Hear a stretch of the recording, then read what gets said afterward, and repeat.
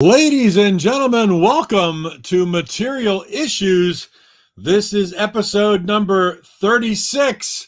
And as always, joining me this evening, my very good friend from the International Pop Overthrow Festival, David Bash. How are you tonight, David? I'm doing okay, Mark. How are you? I'm fantastic. I am just loving life tonight. It's only a balmy 28 degrees here in South Jersey. I'm sure you're very cold out there in California, but bear with it. You'll be fine. But I'm having a great time. 70 degrees here in Reseda. 70 degrees in Reseda. That's not bad at all. But, it gets colder when the sun goes down and the dog wants to go out later on tonight. Yeah, here too. Yeah. Well, no dog because we don't have one. Well, you know what, though? There is a dog next door that barks incessantly in the middle of the night. And I don't. Well, I know there are a lot of dog lovers listening right now, and I don't want to say anything that'll upset you. So we'll just leave it at that. Good evening. Somebody checking in. Good to see you. Yeah, we got 35 episodes under our belt. We're into a new year. Actually, we're approaching February already, which is crazy. And David, you and I were just talking about what we've got coming up. We'll talk about that a little later, but all sorts of things going on. And we're just wondering who might be on episode number 52, our non-fiscal year completed episode. So what up, homies? I bet that's Jan. I just have a feeling. You have a feeling it's Jan watching the show? Yeah, I have a feeling. Well, we'll be bringing her husband on in just a bit. Just wanted to say a couple of things prior. Things are going well booking IPOs Chicago and Liverpool. I'm about 98% full for Chicago, and I'm about 93% full for Liverpool. Believe it or not. Wow. And we have a lot of outstanding invitations out for Liverpool right now. So I'm sure we're going to be full. And this will be the earliest we've ever been full, which is great considering, all the stuff that's going on. Are there any surprises for Liverpool that you can talk about, or is it? Well, if they were a surprise, I couldn't talk about it. Which makes this whole thing kind of a paradox, doesn't it? Doesn't it? Yes, it does. Yeah. I'll just say this: we have a lot of really great bands, as always, and of course, I can't wait to go back to the Cavern. Right. Just quickly, David Ortiz in the Baseball Hall of Fame, Bonds and Clemens not in. I believe you're an anti-steroids guy, right? You would not have voted any of those guys, I take it. Not necessarily. I'm on the fence a lot about it. They did what they had to do for themselves in the time period. There was no, who knows what everybody did in the 20s, 30s, 40s. Babe Ruth had to have probably 12 beers before he went out and took swings. You're going to ban him because he was an alcoholic? Cork bat. He was a cork bat. So I'm not saying cheated in certain ways. But as I think I sent a little message to you, and it is the Hall of Fame. And if you take the word fame as its definition, it's because you've done something to get some notoriety. It doesn't mean you're the greatest. Doesn't mean you're the best at it. Doesn't mean you're all everything. And as I said about David Ortiz, monster hitter, one of the greatest hitters, but he's a designated hitter. He only played a little bit, So for me, is that Hall of Fame worthy? If I was going to go by the book and say he didn't play a lot, no, he shouldn't be in the Hall of Fame just because he batted, but he was famous for doing that. So yes, put him in the Hall of Fame. He was famous. He was certainly famous for his postseason heroics. And, my view is designated hitter's a position. Yeah. Would you not put a punter or a kicker in the Football Hall of Fame? No. Yeah, here we go. Of course. Well, Richie Allen was a dick, and that's why he's in the Hall of Fame. It really does boil down to that.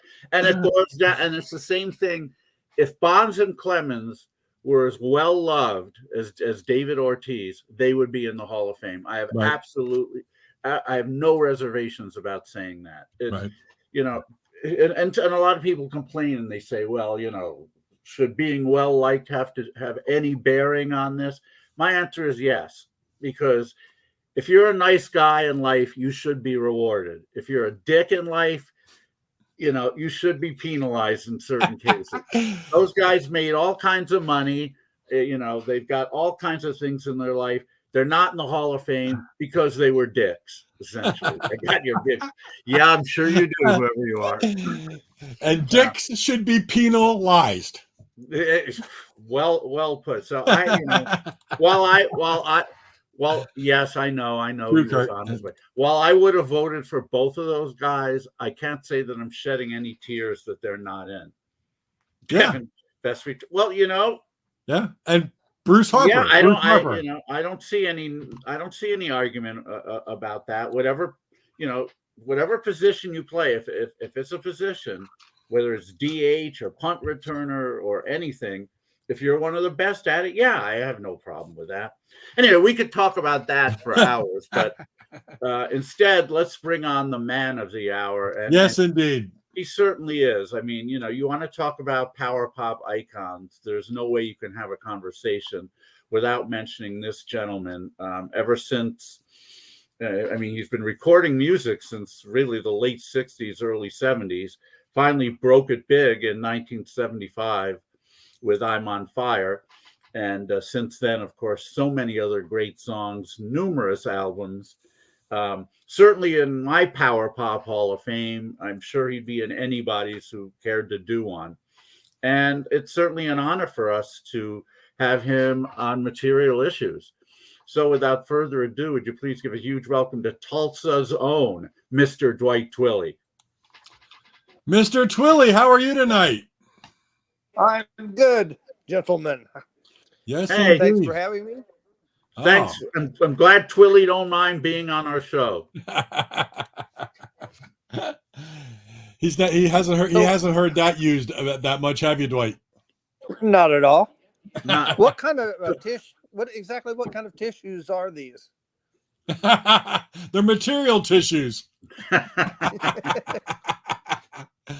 As people tuning in might look and see the video for Dwight's not up. We can only do audio only with Dwight tonight, so he's still going to be able to answer all our questions. We're still going to have a great time, but don't think if you're viewing at home that something's wrong with the feed. It's not. We're still here. There's still nothing wrong with your television set, as they started every Outer Limits with. Yeah, exactly. Hey, Dwight, how are you feeling? The pandemic treating you and your pandemic rescue dog well?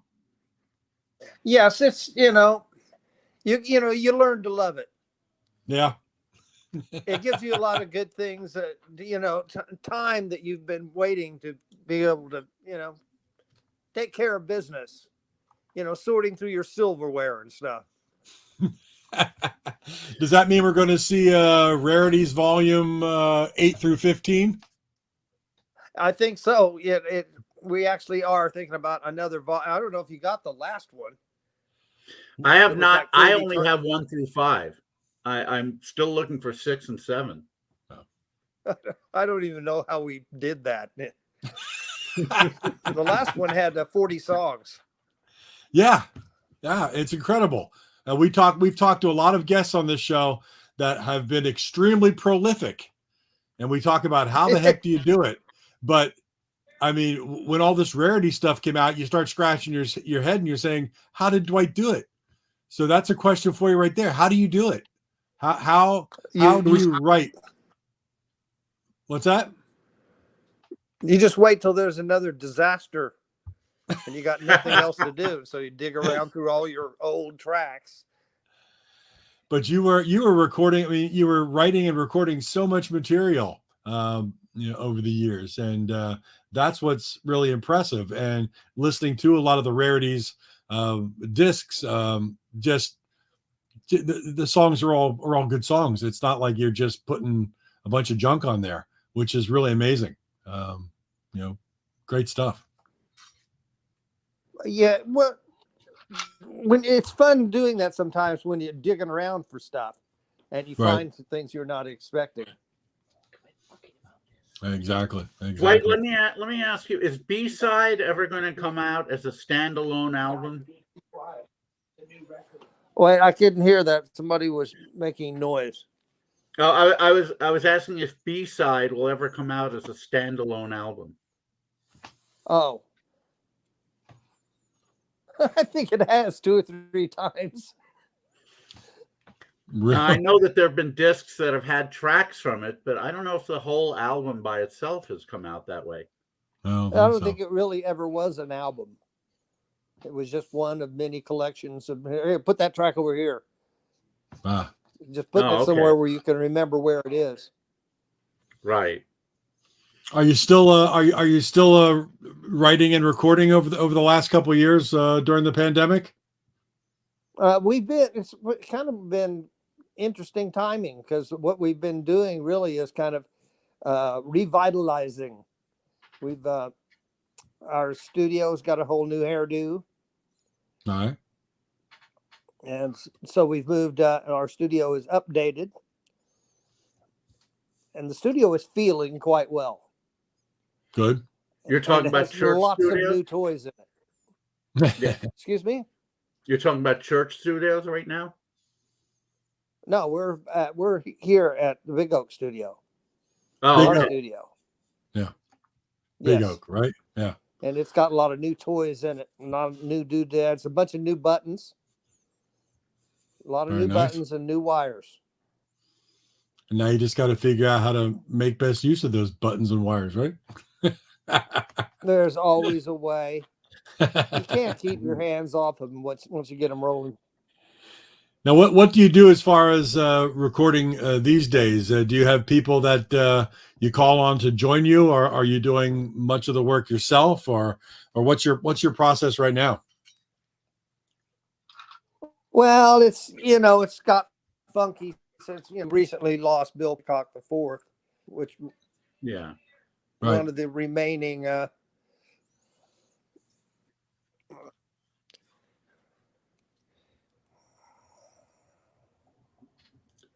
what are we trying to say here? Oh, okay.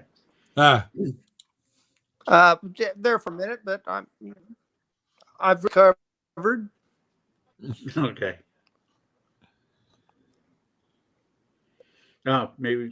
Well, let's go back to right? where it all. Let's go back to where it all started in Tulsa. When you were a kid, well, first of all, when the Beatles came around, that you were just about the right age. How hard did that hit you? Yeah. Oh, it was amazing. It's like everything changed. Did you see them on Ed Sullivan? Yeah. And at the time you saw them on Sullivan, were you already into music and playing, or did that have such a major effect on you that's what you got into? Straight your face. Yeah, I was making some adjustments with my equipment here. You mentioned you live with a recording engineer. Yeah, it's handy that I live with a recording engineer. Thank you, gentlemen. You're welcome. Did you hear my question, Dwight? No, it was blotted out by the.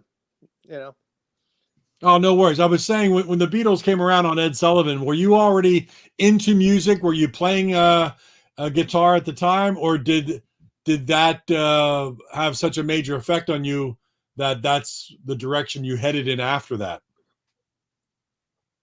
No, I was involved in music and very much liked music.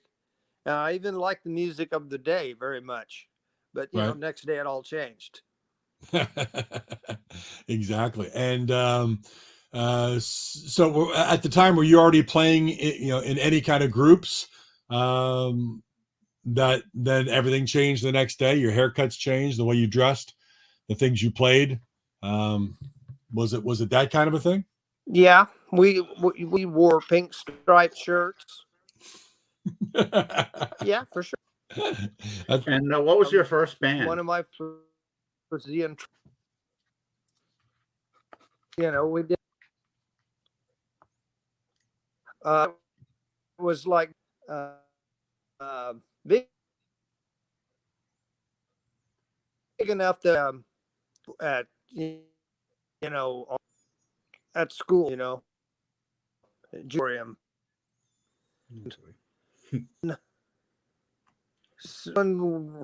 Had to go through. We did song like Little Honda.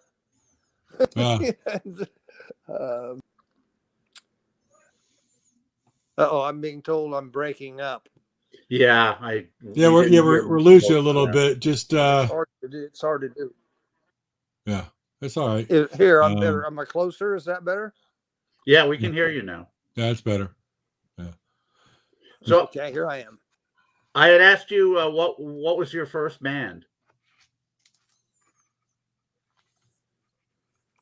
Well, there were tons, but like I said, the one that got big enough that we were playing the school's assemblies and in the auditorium. Right. And playing songs like Little Honda. I guess that's how bands did back then. You all did covers for a while before you started doing originals, right?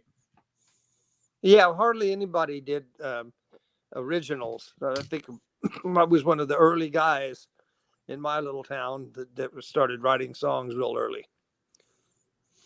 Now this was around also, Tulsa? We were one of the first. Yeah. Yeah. Okay. You're one of the first what? First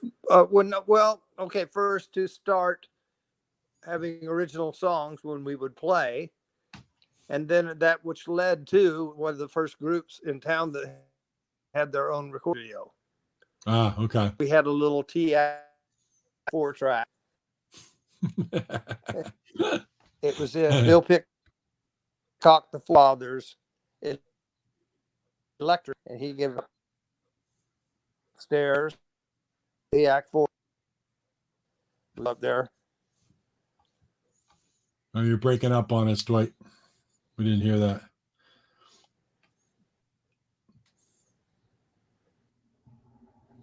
Still hear us? I'm not talking.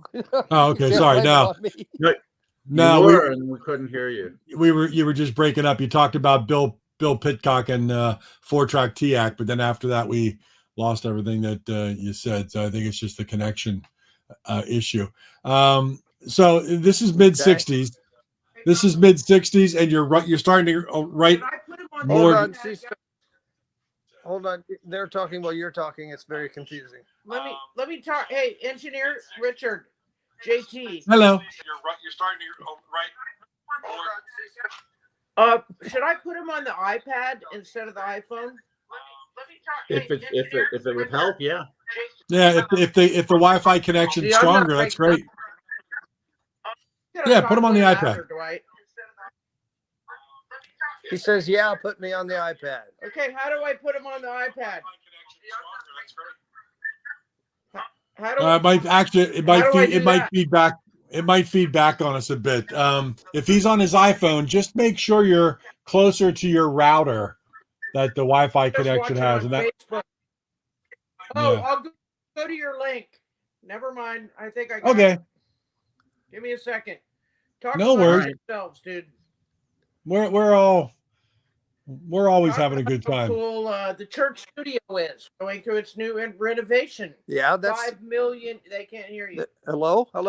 We can hear you. We can hear you. On this. Okay. One newsworthy item is that the church studio, originally owned by Leon Russell, has just risen. It has risen again. Oh, that's awesome. And it's it's looking really good. $5 million reno. Okay, wow. I'm here. And hi, people. Engineer. Hello. I want to stop Kim. And I'm entering the studio. And you're with Dwight.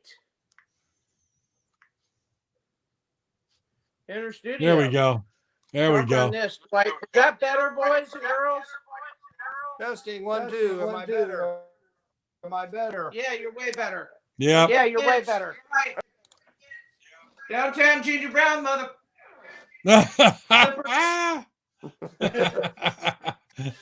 There's rock and roll Jan. Carlin rules. All right. Love you guys. We're back. See ya. Love you too. Awesome. So you're writing your own material come mid 60s, right, Dwight? Oh yeah. And at this point, what is this material that what's the sound like? This is this kind of like mid 70s Dwight at this point, or were you doing more psychedelic 60s, or were you more Beach Boys oriented, Beatles oriented? I think a little bit of everything. We put anything that records, anything that's can laughingly be referred to as a track in front of little kids, and all of a sudden you've got a shitload of songs started. Well, that's true. That's what we said. Dwight's got a shitload of. Right around this time, or maybe a little bit after, is where you met Phil Seymour at a Hard Day's Night showing. Is that right? That story is slid between a Hard Day's Night and Help. One of those.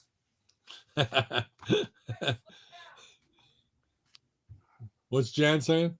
She's telling me to slow down. Slow down. That means I'm talking too fast, I guess. Nah, you're good. No, you're good. Totally good. No, you're good. She says I'm moving way too fast. Oh. Nah. Slow down. You're moving way too fast. Okay. There you go. I got you. We got you. Okay. Now, so at this point, you're writing a lot of material. You're doing your own thing. You're playing. Was anything released in the '60s at all under your name or a different name? Our name was Oyster back then. Oyster. Oyster. Why Oyster? I don't know. I think Phil had something he used to say. We were two halves of a whole or something. I don't know what it is, Hey, you could be sure no one else had that name, at least. You didn't have to worry about that. Pretty sure. Well, there was Blue Oyster Occult. Yeah. That just kind of popped up out of nowhere. Oyster. Aw, shucks. Thank you very much. Thank you very much. You're here all week. Yeah, I'm here all week. Try the deal. So you met Phil Seymour, and was this just something that clicked immediately, and the two of you started down the road of musical collaboration? Yeah, pretty much. Yeah.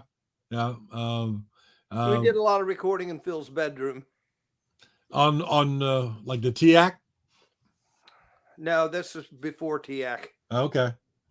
What was the first song you wrote together? We didn't write together. I did all of the writing. Ah. All right. And then what did Phil bring to the equation? He played drums, and he was a really good singer. We sang well together. Right. True. And and then we both were playing guitar, and it just after that it was just anything that wasn't nailed down, we were playing it or strumming it or picking it or doing something with it. Now, how much of a comparison did people make with you and McCartney-esque, as far as your vocals and your presentation? Because I've always found a comparison there, very much so.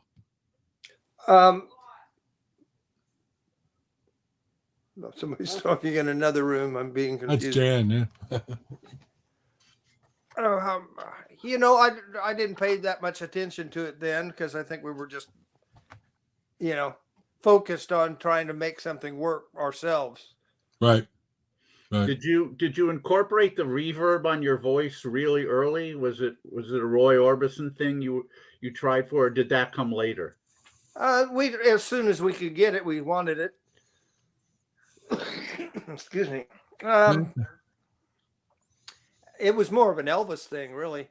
Ah. Oh, okay. All right. Yeah, David and I were discussing that. One thing that really is a standout point of your vocals is the reverb that you use on it. It has a specific Dwight Twilley effect, you could say. You know it's you. You know. Yeah. Yeah. Echo. Sorry, Jan. I hear an echo in the background. Yeah, she's echoing. It's echo. Yeah, you know what I mean. It's a distinct Dwight sound to the vocals. And, yeah, in the early years, we used to have to bring along our, special equipment to create our echo on stage. Right. What did you use?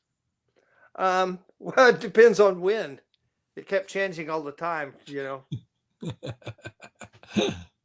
And then when did so all right, so you're recording as Oyster in the early 70s, and when did you get connected with Shelter? Let's see, that would have been around 74 or something. And there were several different versions of Oyster, because one was just like folk rock, and the other one was just kind of like Simon and Garfunkel, practically. It's just like an acoustic thing. And through the years, I would go back and record songs that went all the way back to that period, and kind of revitalize them, and they became Twilley Band songs. Mm-hmm. And had you gone out to LA before you got hooked up with Shelter, or after? Good question. I think we made at least one trip out there.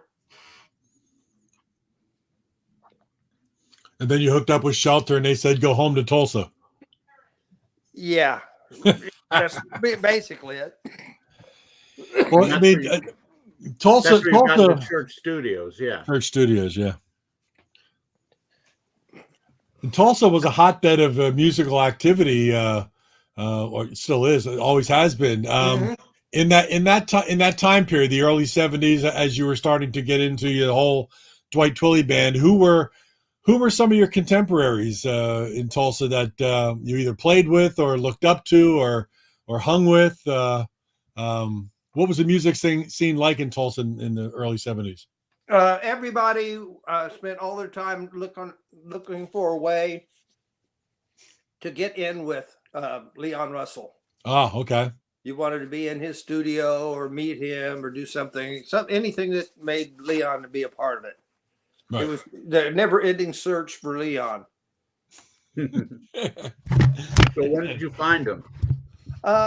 After we got signed to a Shelter. And that he just kind of appeared at the Church Studio one night, just kind of sitting in the background, and turned out, to look at him, he seemed like he would be kind of intimidating. Right. But he was a very kind man. He was very generous and invited us to his house, where he had his, here we were coming from our TAC 4-track. Hold that up 4 inches. TAC 4-track. And he invited us to his house where he had his 40-track. Right. So just right away, it was a learning experience.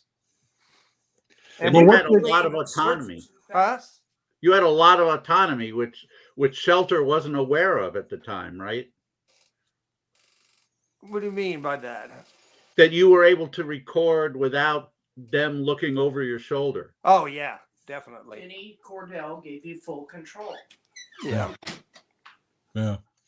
Now, what was it that Leon Russell liked about you and what you were doing? What were his words to you when he first met you and heard what you were doing? He liked a lot of what we were doing. He wanted to come over to our little studio that we had built at the electric company, and because what Leon Russell does or did was not in the same vein as what Dwight Twilley and the Dwight Twilley band was doing. So it's interesting to know that he listened to what you were doing and was very into it. which is very cool. Yeah, and he immediately wanted to play with us and stuff, and we Mhm. recorded things together.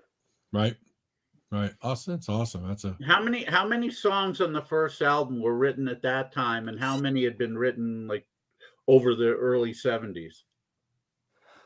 I'd have to have a copy of it in front of me. What do they want to know? The songs from the Sincerely that were written. written in the studio. A lot of them were written in the studio right while we were recording. Just put it up like Tiger Eyes. You did them at Leon's 40 Yeah. track on this studio, But that wasn't on Sincerely. right? I don't know. I'd have to kind of stare at the titles and jog my own memory. It's all good. But so you're recording that first album at church, and really, it came out of nowhere when it attacked the Billboard and rose sharply. How much of a surprise was that to you and Leon Russell and your contemporaries? It was kind of fast. It was surprising how fast it happened. And why do you think that is? Why do you think, and how, in that time period, which is much different than today, obviously, how did it happen? What was the spark?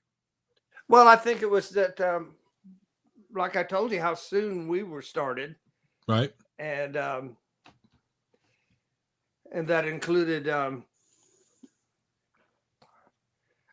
voices, because we sang a lot together, and we developed a real close harmony and a nice blend, as you might say. Right, but with very little promotion and backing behind it, this darn song rose to number 16 on Billboard charts. It's really impressive coming out. Yeah, really, for a first record, for sure. For first record Was coming out. Was On Fire the first single or the second? First. Wow. And it did rise very quickly, and on a label at the time that really nobody had been much aware of. So that is a pretty remarkable story. How fast did it all happen? Did you go from being kind of a local recording artist to suddenly on the cover of magazines and being interviewed? Yes. Did it happen quickly, or was it a slower process? No, it was real fast. It was like being a different person overnight. Wow. Yeah. Tell us a little bit more about that. How did that affect you? Sorry. It was just it was kind of what you were expecting to happen, but then you didn't really expect it to really happen. I get that. Do you credit somebody that would be that you could say was responsible for doing the legwork for you? Obviously you had a little bit of cred with Leon Russell working with you, but who was the guy with the finger on the pulse that got your music heard everywhere? Probably Denny Cordell. Denny Cordell. Oh yeah. Yeah. Because there's got to be somebody. It's it just for it to happen almost like an overnight sensation. Not that it's a great track, period. But without having a major label behind you and that kind of promotion and pushing to everywhere, it's tough to make that kind of an impact. And you did, which is awesome, amazing. A great track and a very unique track, especially for the time. I remember the first time I heard "I'm on Fire" was on American Top 40, and I remember saying to myself, "I've never heard anything quite like this," and just marveled at how good it was. Yeah, indeed. And I'm sorry. Go ahead, tell us about who got you on American Bandstand, and what was that like? Because that's not everybody has the opportunity to do that, and you did it twice, if I recall. Three times. Oh. 3 times. Tell us about the first one. How was Dick Clark? He really freaked us out. Yeah, we were like so naive. We couldn't believe that he was actually using blue language.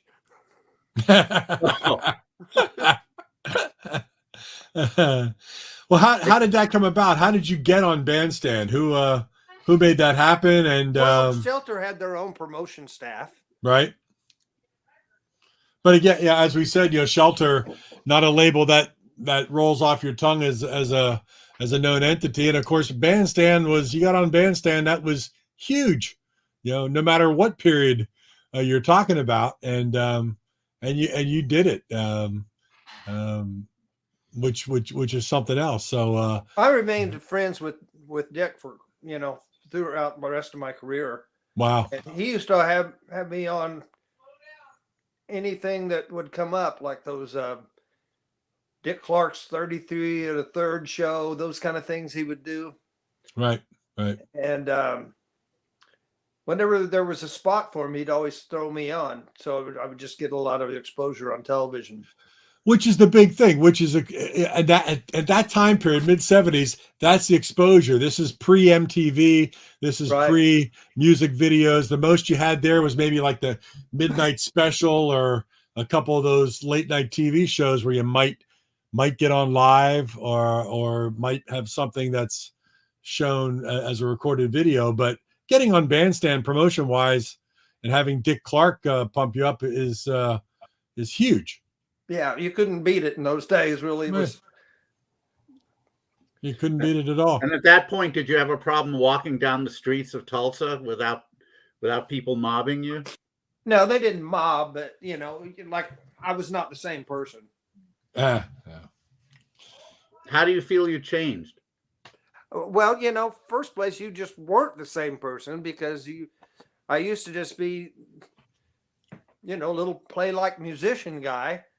And then now with that exposure, were you on the road right away? Were you playing live across the country? Yeah, we did actually. Yeah. What were any memorable shows? Were you opening for big people, or were you the headliner in a lot of places? We did a little of everything. I think they would just throw us at the wall and see how it splattered. Any memorable acts you opened up for? I'm sure there were. Right now, Yeah, it's all good. Is a blank. Hey, if you can remember it, you weren't there. That's right. I just find it really interesting in the 70s how you got out there. Because it's just a different period of time. David and I have interviewed a lot of people from that got their signings in the 60s, and they literally walked into a major label, handed them a tape and said, here's what we got. And they got signed, but as you get on and you move into the 70s and we understand your story, it's just fascinating. Pre-MTV, pre television exposure, what a little bit of exposure can turn into as far as your popularity is concerned. It's really neat. Yeah. Then You Were So Warm was the next single. And I have to tell you, Dwight, as much as I love I'm on Fire, I love You Were So Warm even more. I think I wish it had been a bigger hit. Well, that would have been nice. They made pretty good bookends. Excuse me.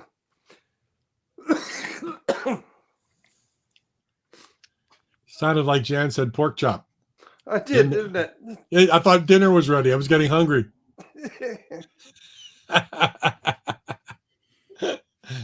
Dwight, tell me if you remember this, because I'll never forget it. I remember I was in college and I went to a newsstand, and I believe it was Cream magazine, but it might have been Circus. And there was an article in there, and the title of it was "Play That Funky Music, Dwight Boy." Yeah, I remember that. I thought that was the funniest thing. I can't remember the guy that wrote that, but he was a very cool writer. Did you know that was going to be the title, or were you shocked? No, we knew the article was coming out, but we didn't know the title until we saw it. And then right around that time, Greg Shaw started to champion you, and in so many of the Bomp magazine, it was almost like you knew the Monkees or Peter Noon or Herman was going to be on the cover of 16 or Tiger Beat, you knew that Yeah. there would be a Dwight Twilley article in Bomb. And I mean, he seemed to have been your biggest champion. He used the word urgent a lot to describe your music, and I've borrowed that word and used it in many reviews since then. But yeah, I mean, what are your memories of Greg? Greg, who? Greg Shaw from Bomb. No, I'm kidding you. Oh, okay. Sorry. I thought we lost you again. No. That's funny. There was just so many things that happening at at one time back then. Oh, we got somebody checking in from Romania. Hey, how are you? Yeah, Dwight, someone just wrote a note from Romania saying it's a pleasure to hear your beautiful voice speaking. When can we hear any new music from Dwight? Yeah, we're working on it now. We're kind of into the final touches of the newly refurbished Big Oak Studio. Right. And we've already turned, I don't know how many albums we've made in the studio, our studio. I'm sure you've got a backlog of material knowing you. Yeah. But we're looking forward to getting started. And this is kind of a perfect period since the world is shut down anyway. Yeah. Well, no, we all can't wait. Yeah. So, all right. So after Sincerely comes what I think is your the Dwight Twilley Band's best album, Twilley Don't Mind. And of course, I have to ask, how did you come up with that title? Good question. It was kind of like a saying, like everybody would know it, but nobody did. And we just used it like it was, everybody knew to say Twilley Don't Mind. It was a Tulsanism. Yeah. But anyway, I just wanted to say how much I love that album. My favorite song, If You're Sleeping, of course, is on that. And another one of your most iconic songs, Looking for the Magic. Yeah. Tell us a little bit about the recording of that album. We were really disappointed because we thought for sure that Looking for the Magic would be a big hit. Yeah. And we couldn't understand why I'm on Fire could be a hit and Looking for the Magic wasn't. Did Shelter not promote it as much as they had? I think that might have had something to do with the influence of Clive Davis, because I think he looked for the stuff that was more Barry Manilow. Which you were not. No, we weren't. Just to say, if there's anybody watching that's not that familiar with the music, it's not Barry Manilow-esque. No. Well, there's a good question for you, though, Dwight. For people who want to dig into the back catalog of Dwight Twilley, is there a social media site or a place that people should go to look for Dwight Twilley, or is it just the usual places, the Amazons and Spotify and those kind of things? Yeah, because there's a lot of stuff out there. There's a lot of between the early Dwight Twilley Band and then just the Dwight Twilley stuff. It's like several different periods. Yeah. And so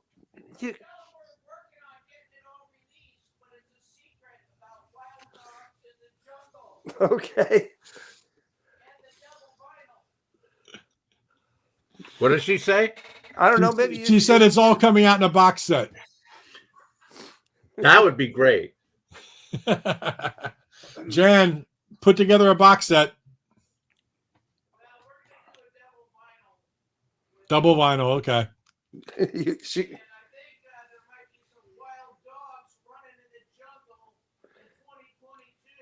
Yeah, Wild Dogs Running in the Jungle in 22.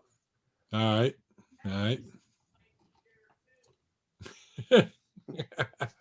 But that wouldn't be a bad idea. Dwight Twilley box set. Somebody out there in box set land, let's get it. Yeah, well, people really like the the vinyl albums too. Mm-hmm. Of course. What, Dwight? Why did Phil leave the band right around this time? I don't know. I think he didn't want to be stuck behind the drums. Yeah. Right.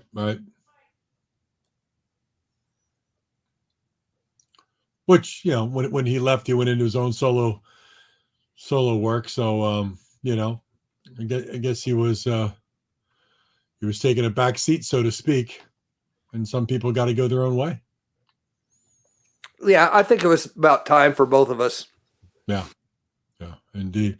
And you had we didn't live on split on like angry terms like so many people have. Which is nice. Yeah. We were pals from then on. Right. And you had a 9-year, really kind of a 9-year gap between I'm on Fire and then Girls. Is it really? Yeah, that's what's longer than that. I thought. No.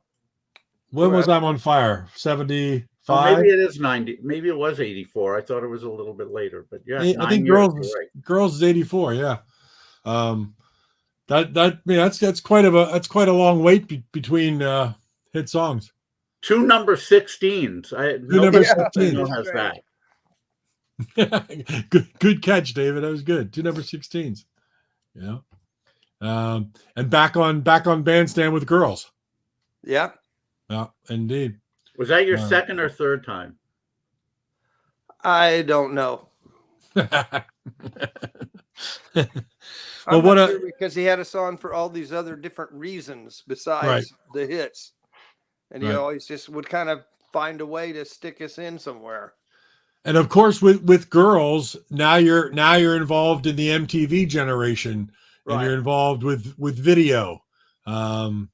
What do you think the biggest difference between 1975's hit "I'm on Fire" and Girls in 9 years later? Is it just the television exposure with the video work? And there's things I liked about both of them. Right. One thing people, and this happened a little bit after Girls, I guess, but one thing people may not know about you is that you're also an author, and you wrote a parenting book called Questions from Dad. Tell us about that. It's something that was, interesting and a challenge, but I certainly would never do it again. Wow. Somebody talked me into it. Okay. Most of us haven't even done it once. So. Yeah. Oh, that's incredible. So that was your string there. After Girls, did you have any more top 100 charting singles? I don't know I really don't know. Probably there were probably a few. Let's check out the old Wikipedia here. Wikipedia. Little Bit of Love hit number 77. Okay. A Little Bit of Love. Okay. Yeah.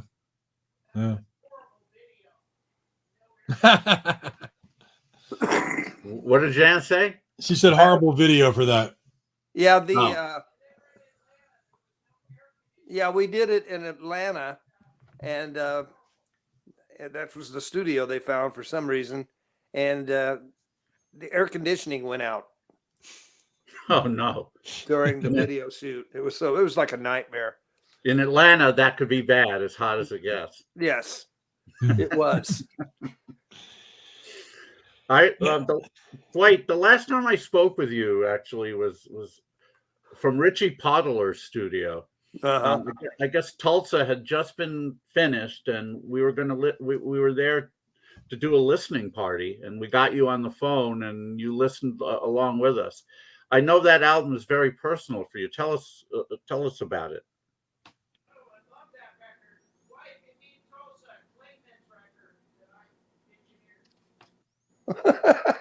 What? We're trying to figure out which Tulsas we're talking about from what time period. Right at the end of the 90s. Yeah, A Little Less Love is on that album. Yeah. That was on Copper Records. There's a couple versions of that. The Copper one was like an early version, Right. and then there was. Okay, this is all confusing. You've done too much. You shouldn't have written so many songs and had so many albums, Dwight. You know, That's true. You're confusing us for the future. I'm pretty sure that was the one that Richie Podler produced. No, there was one that we produced, and there was one that he ended up being the producer. Oh, we're mixing up the song titles. Oh, did I get confused? Because I thought it was at the end of the 90s, but The Luck came out in 2001. That sounds right. Yeah. Okay, maybe that was it. All right, my bad. I got confused. It's all good. It's true. You have so many albums, but one I wanted to talk about because it's really interesting that you got hooked up with this label, and this one is definitely my favorite of your later period solo albums, the Soundtrack, which was on Varese. How'd you get hooked up with Varese Sarabande? Because they weren't putting out albums by contemporary artists, really. Yeah. Soundtrack, that's one of our albums. That's from the Big Oaks. That's from the Big Oak studio. Right. Yeah, we're having some trouble with them right now. No, it's not really them. Somebody else that they sold it to. Right, yeah. Someone bought their company and is saying they own Green Blimp and Soundtrack. Okay. Somebody bought their company and they're saying that they own Green Blimp and Soundtrack. Okay. We're both real proud of the album Soundtrack. Yeah, it should be. It's very personal. A lot of really poignant ballads on that album. I really love it. Thank you. Yeah, good album. So it's we look forward to anything new from Dwight. I mean, there's such a back catalog. Just preparing for this, I've been listening to everything over the last week, and it really is jaw-dropping how much material you've recorded and put out since the mid-'70s, and that's something to really be proud of, my friend. Well, thank you. Yeah, and quality, and it's not just putting stuff out. It's all quality material. For you, what comes first? Is it the melody, or is it the lyrics? Yeah. Yes, very good answer. What do you find easier? Are you writing all on guitar, or do you write on keyboard? Oh, different all the time. The more they change it around, the more you get the difference between the songs. Right. Hold on. What? She wanted me to tell you I wrote TV on a bass. Oh, okay.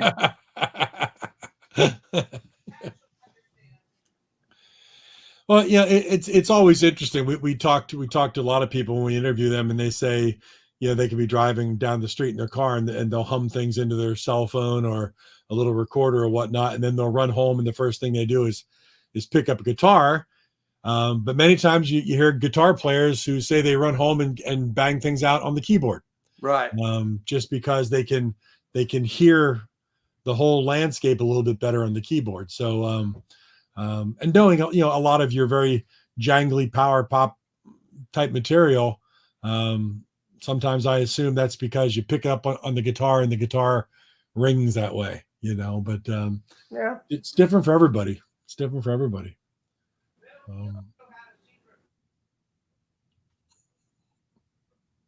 Oops. Nope, we lost Dwight, Jan. Well, anyway, we lost Dwight. Well, we'll see if we get him back. We still have 5 minutes anyway. Well, if he comes back, that'd be great. If not, it was interesting to hear that, he's got some material. It's good. It's good to know that. I mean, yeah. I'm sure it'll be cool. One thing I wanted to ask, if he does come back, is if he looking back on his career, would he have done anything differently? Does he have any regrets? That kind of thing. But we'll see. We'll see if we get him back. Yeah, you never really. It's funny when you think about, as you can see behind you, your love of box sets and things like that. You would think like a Dwight Twilley catalog would scream for a box set, but there's a lot of labels involved. There's a lot of is the if somebody doesn't have a box set yet, take a look at how many labels they've been on, and that's going to be your answer. That may be the answer. Yeah. I mean, sometimes yes, sometimes no, but that's often the reason. And who owns what and all that kind of thing. But Bruce Brodeen, if you hear us, you've had experience with this. Get the rights to all the Dwight stuff and let's have Pop Geek Heaven put it out. No pressure. No pressure whatsoever. But if somebody could do a good job at it, it would probably be Bruce Brodeen. Look, he's already released some Twilley stuff, so yeah. I can't think of a better label to do it. Yeah. But now we just lost Jan, so I don't know whether anybody's coming back. So if you can hear us, Jan and Dwight, or Dwight, Jan, we appreciate you being on tonight. Thank you very much for your time. It was fun. I see Jan just came popping back in here a second. Let's see if sometimes you need an engineer. There you go, Jan. How are you? Twilley t-shirt. Hold on. Twilley t-shirt. I'll take one. Yeah, I want one too. I like the Twilley t-shirt. For the magic on the back. Hey, Dwight wants to say goodbye. Sometimes you just need an engineer. Sorry about the hairdo. No worries. Here's his beard do. Dwight. Little beard. Dwight, you look great. And you got a hat also. Letterman look going on. Hold on. Get in there with that beard. Look at that. I think you look great. Got going, Dwight. And there you go. You look beard. You look fantastic, my friend. Beard man. And shit, I don't care. I got a Twilley t-shirt. I'm looking good. And and we all want Twilley t-shirts. Exciting stuff in the pipeline for y'all in 2022. Dwight's just, he's not media boy. Yeah, that's all right. That's he okay. Goes out in the studio and he plunks around on a guitar and he writes a song. We just want to hear the music. Yeah. Shit. All these buttons we push and shit. That's what I borrowed 2 landlines from a friend of mine that delivered them. And you guys we want you to do it on an iPhone. I wanted to kill y'all. But I don't care. I love you. It's all good. We love you too. Well, we really appreciate your time. Teresa Knox at the church studio. All right. For standing up for, rebuild of Leon's, beloved studio opening next month, $5 million renovation. That's awesome. Yeah, that's fantastic. I'd like to give a shout out to, my husband and Bill Pickhock IV, Phil Seymour, Bingo Sloan, who passed away recently. And you can tell the whole. Can I say fuck on this? No. Bingo Sloan recently passed away. He played on. He was on. Was he on the first American Bandstand? Not American Bandstand. He was on Wacko, bass player. Yeah. He was on the first Twilley Don't Mind tour. Harold Sloan, we lost him, but his ashes are in the ISO booth on Dwight's road case. So Bing's here. Bing's here. But give a big shout out to Phil Seymour and Pickhock and Robbie Armstrong. His wife passed away. Yeah. It's like we're dropping like flies over here, in other words. Well, we're glad you're still here. I know is, but I've got a pandemic puppy and she's keeping me busy. That's good. And we, as you said, we really appreciate you guys being on here tonight. And Thank you so much. We look forward to what the future holds with some more You music. Are you guys actually looking forward to let me think, Wild Dogs in the Jungle? Yeah. Oh, yeah. They're sincerely looking for the magic. Nice. But Twilley don't mind because those could all come out. Yeah, it's getting into the period where we're starting to get the albums back legally. Oh, good. We own the checkerboard too, Out of My Hands. Oh, One nice. of Bash's favorites. No. Oh, yeah. That's awesome. That's great. That's great. Yeah. Well, guys, we're gonna sign off and say goodnight to all of our viewers. And again, we thank you so much, and we hope you stay. God bless you. And hey, God bless you can too. you tell your viewers to put their masks on? Yeah, we've got 3 people who don't have them on right now. I'm going to tell them to put them on. Okay, that sounds like kind of bullshit. Like Eric it is. Clapton. It's completely Clapton bullshit. Dwight has a Taco Bell mask. Have a great night, you guys. Stay healthy, stay happy. Peace. Okay. Thanks. Keep looking for the magic. Take care, Dwight. Nice talking to you. Thanks. Bye-bye. Bye-bye. See you in Liverpool. Don't I hope? That was really good. Now, that would be something if they played IPO Liverpool. I'd be giving them a prime slot. That'd be pretty cool. Well, there you go. There you go, David. Oh, wonderful interview, guys. Thank you. Whoever said that, thank you too. Thank you too. Episode number 36, Material Issues, under our belts. In the books. And in the books. We now know that we've got some Dwight Twilley material to look for, and maybe some nice remastered reissues of some of the classic albums. Yep. I thought I know he didn't want to be on camera there for most of the show, but that last little bit of pop up, I thought he looked great. He did. He looked fine. I like the pandemic beard. Thank you, Andy. Thank you, Andy. Pandemic beard looked great. So he's got nothing to be worried about as far as his looks are concerned, and the hat worked out well. But look great. What do we got going on in the future, David? We got some more interesting things coming up. Some very interesting things, and to paraphrase Monty Python, we've got something completely different next week with the writer of thriller FBI books, Alan Jacobson. So those of you, I'm looking forward to that. Look up Alan Jacobson on Amazon and Google and Wikipedia and all that good stuff, and check him out. He's written some very, very cool books, and he's got a new one in the works that's going to involve music and potentially some of the musicians that we know. So we're very excited about that. I'm going to be having a phone conversation with him about how we might incorporate some of the power pop acts that we know, not just power pop, but just melodic rock and songwriters in his new project. So hopefully that ends up working out.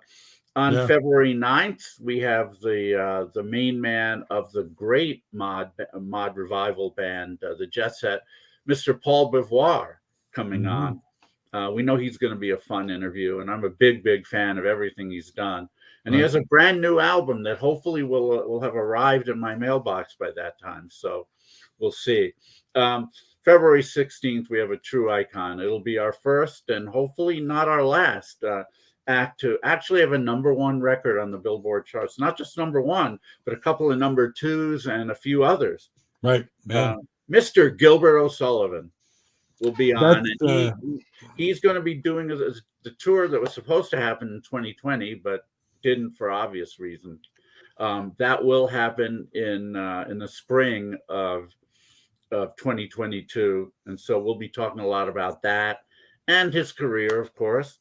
February 23rd, we have the great man from the Raspberries, the second incarnation, as it were, and an awesome singer-songwriter in his own right, Mr. Scott McCarl, will be on February 23rd. His album Play On is classic, being reissued with bonus tracks. So we're all looking forward to that. And then March 2nd, a man who's actually been told he kind of looks like Dwight Twilley, and I see it. But more importantly, he's the guy who's probably most responsible for the power pop renaissance of the 90s, because his magazine, Yellow Pills, opened the eyes of so many people.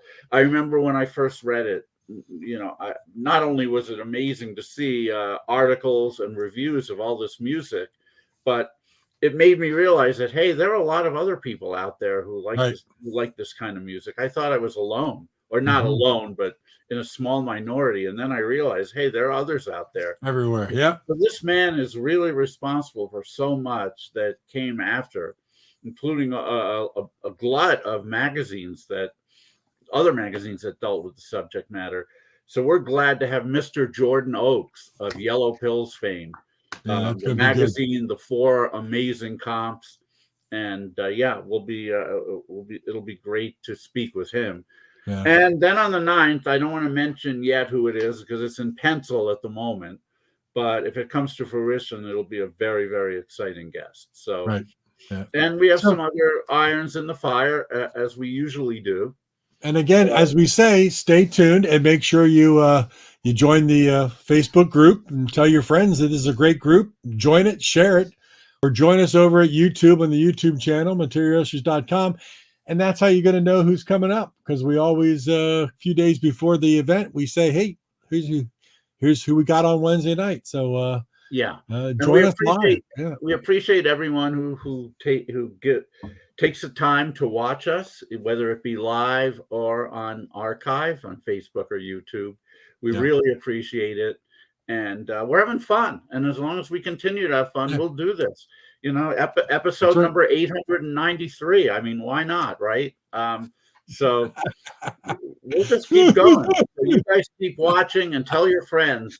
And let's try and increase our numbers. That's right. I thought you might rock on as well. I thought you might spit out your drink. It was close. I was trying to hold it together. Joke, folks. That's all I got to say. Anyway, Mark, it was a lot of fun. Again, have a great night and rest of the week. And yes, indeed, everybody. See you with Alan Jacobson next week. See you next week. Talk to Alan Jacobson. It's always a pleasure, David. Have a great night, everybody. Be healthy, be happy, be safe. God bless. God bless you. Have a great one. Thanks again, everyone. Good night. Good night.